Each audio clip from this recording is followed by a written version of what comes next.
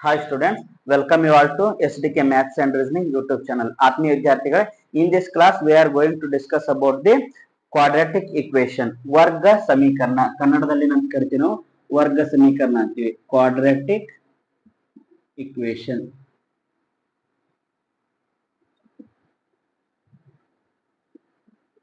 ಕನ್ನಡದಲ್ಲಿ quadratic equation ಅಂದ್ರೆ ನಾವು ವರ್ಗ ಸಮೀಕರಣ ಅಂತ ಕರಿತೀವಿ.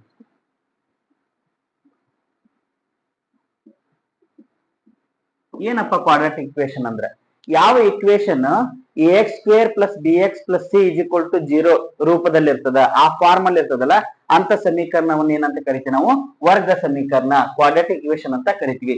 The equation which is in the form of ax square plus bx plus c is equal to 0. But one condition ada. ಏನ್ ಕಂಡೀಷನ್ ಅಂದ್ರೆ a should not be equal to 0. ಏನ್ ಆಗ್ಬಾರ್ದು 0 ಆಗ್ಬಾರ್ದು.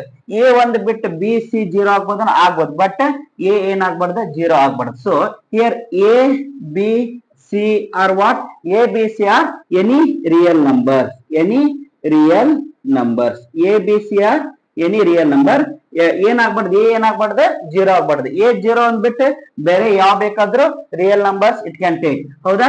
So here x square coefficient ಏನು a is the coefficient of x square, b is the coefficient of x and c is the constant. So here a is the coefficient of x square. x square ಏನಿದೆ coefficient. b is the coefficient of what? Coefficient of x. ಹೌದಾ? x square coefficient is a, x coefficient is b and c is what? c is a constant term. c is a constant term. ಹೌದಾ? ಸೊ ಇದು ಯಾವ್ದಾವ್ದು equation ax square plus bx plus c is equal to 0 ಈ ರೂಪದಲ್ಲಿ ಇರ್ತದಲ್ಲ ಈ form ಅಲ್ಲಿ ಇರ್ತದಲ್ಲ ಅಂತ ಇಕ್ವೇಶನ್ ಏನಂತ ಕರಿತೀವಿ ನಾವು ಕ್ವಾಡ್ರಾಟಿಕ್ ಇಕ್ವೇಶನ್ ಅಂತ ಕರಿತೀವಿ. ಅಲ್ಲಿ a ಏನಾಗಿರ್ಬಾರ್ದು 0 ಆಗಿರ್ಬಾರ್ದು. ಫಾರ್ ಎಕ್ಸಾಂಪಲ್ ನಾವು ಎಕ್ಸಾಂಪಲ್ ಫಾರ್ ಕ್ವಾಡ್ರಾಟಿಕ್ ಇಕ್ವೇಶನ್ ನೋಡ್ಬೇಕಂದ್ರೆ ಈ ತರ ಇರ್ಬೋದು 2x square plus 4x plus 5 is equal to 0. This is the example for quadratic equation. Why? It is in the form of ax square plus bx plus c is equal to 0. So sir ಈ ತರ ಇದ್ರೆ 4x square plus 4x is equal to 0.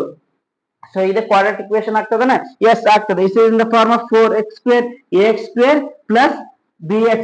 ಹೌದಾ? 4x ಇದೆ. But c ಏನು ಇಲ್ಲಲ್ಲ, c ಏನಾಗಿದೆ 0. So this can be written as like this. ಇದನ್ನ ಈ ತರ ಬರಿಬಹುದು ನಾನು 4x square plus 4x plus 0 is equal to 0 ಅಂತ ಬರಿಬಹುದು. See in this 4x square plus 4x plus 0 that is equal to 0. So this is in the form of ax square plus bx plus c is equal to 0. c ಏನಾಗಿದೆ 0 ಆಗಿದೆ. ಹೌದಾ? So this is also a quadratic equation. This is also a quadratic equation. For example ನಾ ಈ ತರ ಬರೆದೆ 5x plus 6 is equal to 0. ಇದು quadratic equation ಆಗ್ತದನ? ಇದು ನೋಡ್ರಿ ನಮ್ಮ ಕ್ವಾಡ್ರಾಟಿಕ್ ಇಕ್ವೇಶನ್ ಆಗ್ಬೇಕಂದ್ರೆ ಅಲ್ಲಿ ಏನಿರ್ಬೇಕು x ಸ್ಕ್ವೇರ್ ಟರ್ಮ್ ಇರ್ಬೇಕು. ಹೌದಾ? ಇಲ್ಲಿ x ಸ್ಕ್ವೇರ್ ಟರ್ಮ್ ಅದನ? ಇಲ್ಲ, there is no x square term, only x term ಅದ, ಆಮೇಲೆ ಕಾನ್ಸ್ಟೆಂಟ್ ಅದ. So there is no x square term ಇಂದ ಅಂದ್ರೇನ a ಏನಾಗಿದೆ 0 ಆಗಿದೆ. ಸೊ a 0 ಆಗಿದೆ, therefore x square term ಇಲ್ಲ. ಸೊ ಇದು ಏನಾಗುದಿಲ್ಲ ಕ್ವಾಡ್ರಾಟಿಕ್ ಇಕ್ವೇಶನ್ ಆಗುದಿಲ್ಲ. ಇಲ್ಲಿ a ಯಾಕೆ 0 ಆಗ್ಬಾರ್ದಪ್ಪ ಅಂತಂದ್ರೆ ಇಲ್ಲಿ a 0 ಆಗ್ತದ್ರೆ ಏನಾಗ್ತದ 0 into x square 0 into x square ಆದಾಗ ಏನಾಗ್ತತಿ ಈ ಟರ್ಮ್ ಪೂರ್ಣ 0 ಆಗ್ತದೆ. ಅವಾಗ ಏನ್ ಉಳಿತದೆ ನಮ್ಗ bx ಪ್ಲಸ್ c ಉಳಿತದೆ. bx ಪ್ಲಸ್ c ಹೋದಾಗ ಇದೇನಾಗ್ತದ ಓನ್ಲಿ ಲೀನಿಯರ್ ಇಕ್ವೇಶನ್ ಆಗ್ತದೆ. ದೇರ್ ಫೋರ್ ನಮ್ಗೆ ಏನಾಗ್ಬಾರ್ದು a should not be equal to 0. ನಿಮ್ಗ ಎಕ್ಸಾಮ್ ನಲ್ಲಿ ವಾಟ್ ಈಸ್ ಕ್ವಾಡ್ರಾಟಿಕ್ ಇಕ್ವೇಶನ್ ಅಂತ ಕೇಳಿದಾಗ ನೀವ್ ಏನಂತ ಬರೀಬೇಕು the equation which is in the form of ax square plus bx plus c is equal to 0. ಆಮೇಲೆ a should not be equal, ಇದು very very important. ಈ ಕಂಡೀಷನ್ ನೀವು ಬರೀಲಿಲ್ಲ ಅಂದ್ರೆ ಅದಕ್ಕೆ ಸಂಪೂರ್ಣವಾದ ಮಾರ್ಕ್ಸ್ ಬರುದಿಲ್ಲ. Thank you.